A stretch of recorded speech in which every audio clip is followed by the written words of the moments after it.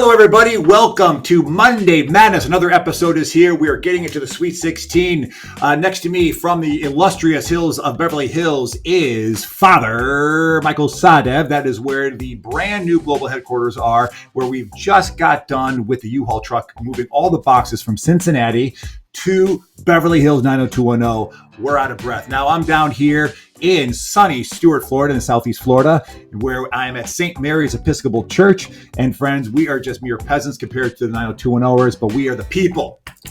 Representing the people. All right. So as people of the people, friends, we want to talk about you guys first. The people who've been lifting up this incredible experience of Lent Madness. We're just people who talk away, but you are the ones who are putting such incredible comments. And we want to shout out that every single episode now. And so we're starting a new segment called Comment Canons. These are the canons. We want you to go to your bishop and say, listen, well, don't say we sent you, but just say God told you that you are now a canon for comments. And Michael, who is your comment canon of the week?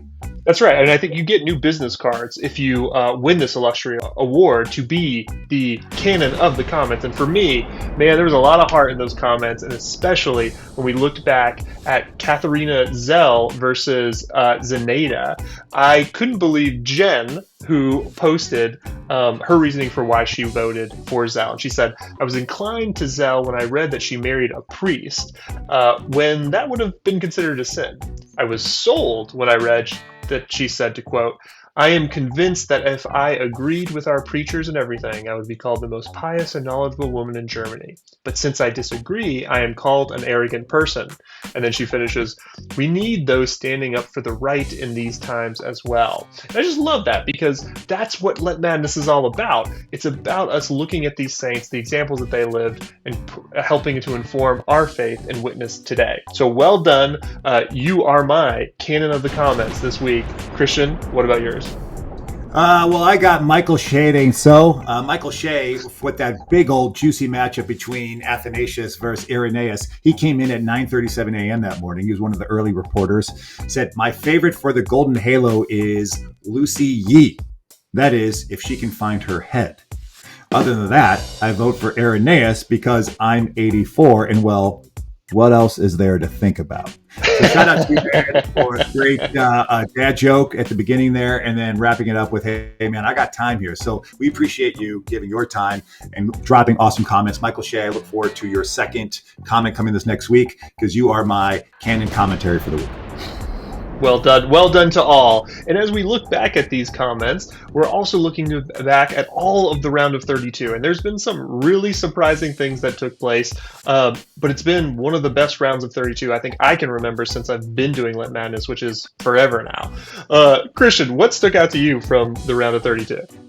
I thought you were about to say, since I've been working Lent Madness, I was like, bro, this is our first season. But, I've been plugged in from the beginning. I'm a day one. I'm from day one. All right, friends. What's been blowing my mind? I think you might know where I'm going with this. Who would have thunk from the beginning that Sundar Singh was going to make this kind of run?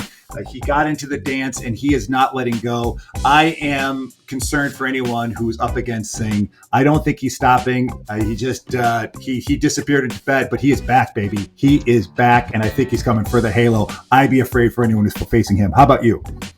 Yeah, I mean, listen, I'm going to talk a little bit more about him in a second. But for me, I am just shocked that we continue to see Irenaeus take down my pick. And I'm going to prove it to you right here. For the Golden Halo winner, wow. Oh, there it is, James the Just. You lost. Not only losing on day one, but then this week beating Athanasius. Athanasius versus the world, he couldn't even take down Irenaeus. But listen, I want to say at the same time, I am not surprised that you have picked Sundar for yours, because as we switch here into our way too early Golden Halo winner, I got to go with my guy, Sundar, because let's face it, we haven't even heard the fullness of his story. The fact that he's this bridge between the East and the West churches, the way in which he embodied who Christ has called him to be and brought that together, this disappearance into Tibet, which we, maybe he got assumed, maybe he found a nice friend to hang and spend some time with, or maybe he just got lost. It could be any and all of those things. but there's holiness in the midst of it. So we've got so much more to dig into Sundar as he dances all the way through from our saintly 16 to what I believe is going to be that faithful 4 and then to that golden halo. Yeah, I think what we're going to need, if he does make that kind of run, we're going to need some kind of music for Sundar. Sundar sings. And so if someone could come up with a song with some lyrics, we know we have some poets in the comment section. We see you, we hear you. So if you could come up and we'll call it Sundar Sings and have a song, and one of us, Michael or I, will actually sing it. I will say we're actually singing. Okay, for me, I'll make mine quick for who I think the way too early Halo winner. I'm going to go with Filippo, with Philip, the original deacon. I think sometimes you just got to go with the blue chipper. His path to get there is definitely possible. The way he treated Onesimus was just dirty. It was just dirty. And so, he just didn't give him like, you can have 2,000 votes. I'll have 4,317 votes. So we just had to cut it off because it was just a slaughter rule. So, but good for Philip. He transported his way, did he get transported to Azotus, guys? Off topic, can you please leave a comment? Do you think he was transported and moved supernaturally, or did he just walk really quickly? What was Luke really trying to say there, or the Lucan writer? So please drop in the comments, help a brother out, because seems like something you're really struggling with right now. It's just, yeah, I mean, I'll talk about that later, about the power of the supernatural, but, I just had someone reference it to me lately. I'm like, come on. It just meant that he moved quickly, but maybe he was really snatched away by the power of the Spirit. Happened to Elijah, and let's face it, Philip is the first, and really the apostle to the Gentiles. More on my high horse on that, but why not? Amidst all of this discovery and the things that we're trying to figure out, right, and we're turning even to our commenters to help us, we do find these moments of madness, right? And these times in which why we do this is it allows us to grow in our faith. And so my moment of madness for the week goes back to looking at the round of 32, all the way back to Gregory the Great. He has inspired my faith in a way that I didn't see coming because, of course, he is the Bishop of Rome, the Pope at the time, who sends Augustine to Canterbury to evangelize all of England. But what we often forget is that at the same time, the first people Augustine meets as he steps onto the shores of the British Isles are Christians. And it's these Christians from the Celtic family, the places in which Ireland has already been evangelized, and what we know today as Scotland and Wales. And the way Christianity has been developed all throughout, even before what we consider the beginning of the story. And we as Episcopalians and Anglicans all around the world are into this communion that is so rich and so deep, this communion of the saints, the communion with each other, that is just at our fingertips if we'll open our eyes and say, let's look back, let's look and see what the saints and what all our own heritage has given to us. And so it's exploded my devotion, my faith this Lent. I'm sure it may have for many others. But yeah, what's been your moment of madness this week? I'm just, sad that this feast day doesn't fall during Lent, because you would have had a sermon for this Sunday right there, man. I know.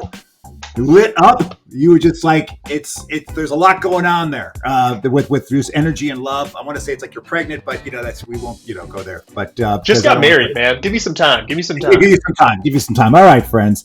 I'm just gonna mine Zita of Tuscany, the big Zita. She has opened my mind up, or just reminded me before we mentioned the supernatural. And I think that when I was younger and backpacking around Europe and seeing all these miraculous places where things what a flex. What a flex. Well, no, just say, backpacking Europe, I was staying in hostels and stuff. You as a young man out of college, just blown away by all the miracles God was doing, and seeing these places where they, put up churches and stuff, saying this miracle happened there. And I just was so into it, and God is so big and so large. And then you get a little older and you start paying mortgages, and you're doing stuff like trying to help run a church and stuff, and got little bambinos running around. You start to lose a little bit of that wonder of the miraculous, at least for me. I'm speaking for me. So to know that big Zita was, her body is still is perfectly preserved. Well, it's just preserved. Incorruptible. Incorruptible. We don't have any scientific reason why. I think that's pretty cool. And it just reminds me, Christian, keep your mind and heart open to the powers of God, and he can really do stuff that's beyond physics and beyond science, beyond logic. So be open to the unmoved mover, as Martin Luther King would call God, to be moving in your life. So shout out to you, Zita of Tuscany. Thank you. Our God is a big God, man. And as we move through this all the many stories of the saints, we're seeing how big God is and can move in our lives. And so as we look ahead, you can see the chasubles behind me. We're moving through our Lenten purple season. We just had the Rose Sunday, and then Palm Sunday red is just around the corner. There is still so much more fun to be had. Fill out those brackets, comment, share, and we will look forward to seeing you next week, but also every day this week as we have our daily saintly showdowns. So make sure to comment, share on there as well. With all that, Christian, any final words for the folks at home? Happy Lent. Happy Lent.